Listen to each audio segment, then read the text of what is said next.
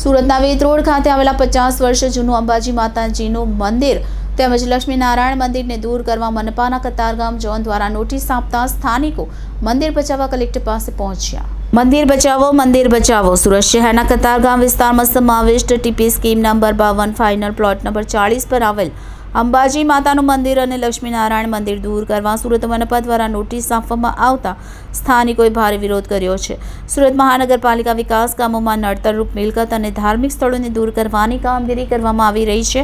ત્યાં કતારગામ વિસ્તારમાં વેદ રોડ ખાતે આવેલ 50 વર્ષ જૂના અંબાજી માતાનું મંદિર તેમજ લક્ષ્મીનારાયણ મંદિરને દૂર કરવા મનપા કતારગામ ઝોન દ્વારા નોટિસ આપતા સ્થાનિકો મંદિર બચાવવા કલેક્ટર પાસે પહોંચ્યા હતા। સતીશભાઈ પટેલ, રહેવાનું નાનીવેર, માજી કોર્પોરેટર।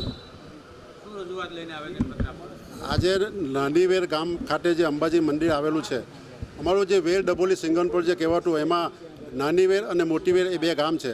નાનીવેર ગામમાં એ સિટી સર્વેમાં આવેલું છે, કામતર નથી, પરંતુ વર્ષો જૂનું આ 100 વર્ષો જૂનું આ ગામ છે।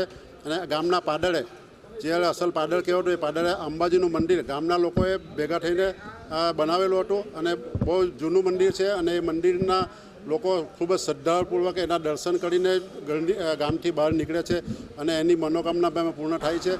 આ મંદિરમાં કોર્પોરેશન તરફથી જે નોટિસ આપવામાં આવી છે, એ નોટિસના વિરુદ્ધમાં અમે આજે આવેદનપત્ર આપવા આવ્યા છીએ।